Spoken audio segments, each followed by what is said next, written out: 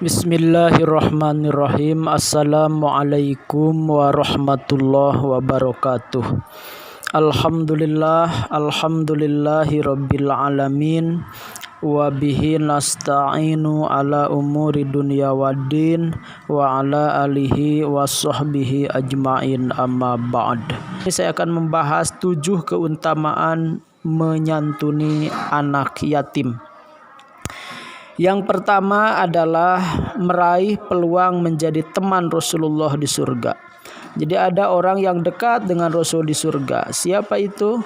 Ya, orang yang menyantuni anak yatim. Di hadis riwayat Muslim, Bukhari juga, ana wa kafilul yatim fil jannah hakada wa asaro bis sababah wal wusta, ya, wa farroja bainahuma. Jadi baginda Rasul bersabda bahwa aku beserta orang-orang yang menyantuni anak yatim seperti ini, sambil beliau mengisarahi 2 jari tengah, ya, juga sababah gitu dengan telunjuknya. Nah, jadi telunjuk dan jari tengah disatukan, berarti saking dekatnya di surga antara para penyantun yatim dengan baginda Rasulullah Shallallahu Alaihi Wasallam. Itu. Yang nomor kedua, pengasuh anak yatim dijamin masuk surga. Orang yang memelihara anak yatim di kalangan umat muslimin, memberikannya makan dan minum, pasti Allah akan masukkan ke dalam surga, kecuali ia melakukan dosa yang tidak bisa diampuni. Jadi ya tadi kan akan bersama dengan Rasul di surga, ya otomatis dia akan jadi ahli surga. Jadi para pengasuh anak yatim, para penyantun anak yatim akan dijamin masuk surga. Yang ketiga, mendapat predikat abror. Jadi abror itu satu istilah, ya, merujuk ke surah Al-Insan ayat 56 gitu. Itu istilah orang soleh yang taat kepada Allah, itu namanya al-abror gitu, orang yang banyak berbuat kebaikan gitu. Jadi keutamaan menyantuni anak yatim dan memberi makan anak yatim dan orang-orang miskin merupakan tanda orang-orang yang abror, ya, yang banyak berbuat kebaikan.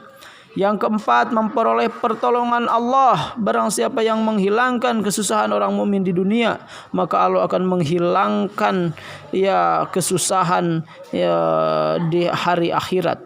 Gitu. Barang siapa yang meringankan kesulitan orang mukmin di dunia, maka Allah akan meringankan kesulitan di dunia dan di akhirat. Gitunya jelas tidak ada yang lebih sulit hidupnya kecuali anak yatim.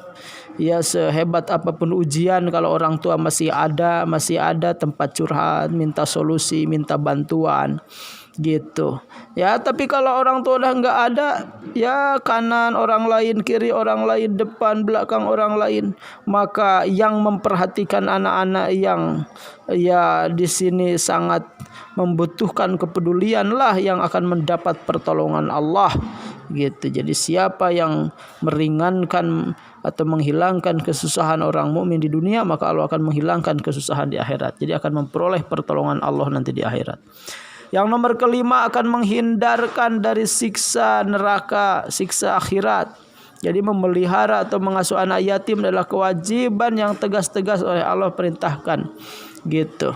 Dan sabda Rasul di hadis yang tadi gitu. Jadi di hadis riwayat Tabrani itu baginda Rasul sampai berkata, demi yang mengutusku dengan hak, Allah tidak akan menyiksa pada hari kiamat nanti orang-orang yang menyayangi anak yatim, lemah lembut pembicaraan dengan anak-anak yatim, menyayangi keyatiman dan kelemahannya gitu. Jadi dihindarkan dari siksa akhirat.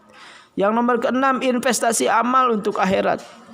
Jadi manfaat menyayangi anak yatim itu salah satunya adalah investasi amal di akhirat. Gitu. Rasulullah bersabda, jika manusia mati, terputus semua amalnya kecuali 3 perkara: sedekah jariah, ilmu yang bermanfaat, dan anak soleh yang mendoakannya. Gitu, ya. Ya, idamat tabnu adam in qata amalu ila min salasin shadaqatin jariyatin. Nah, sedekah jariah, ya, menyantuni anak yatim kan sedekah. Ilmu yuntafa'u bihi, ilmu bermanfaat, terus mendidik anak yatim, menyekolahkan gitu, ya, mengkuliahkan, memasantrenkan, itu kan ilmunya nanti kalau bermanfaat mengalir kepada kita yang membiayainya.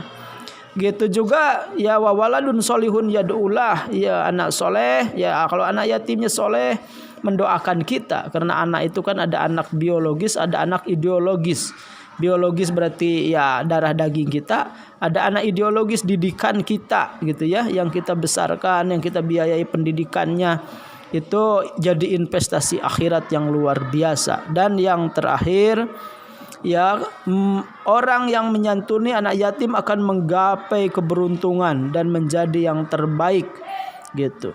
Hadis riwayat Tobroni itu, bila engkau ingin hati menjadi lembut dan damai serta keinginan yang baik tercapai, maka sayangilah anak yatim, usaplah kepalanya dan berilah dia makan seperti yang engkau makan. Bila itu engkau lakukan, hatimu akan tenang, lembut serta tercapai segala keinginan. Ini hadis riwayat Tobroni, luar biasa. Jadi menyantuni anak yatim akan mendapati keberuntungan dan menjadi orang yang baik. Mudah-mudahan bermanfaat. Barakallahu fikum. Akhirul kalam. Assalamualaikum warahmatullahi wabarakatuh.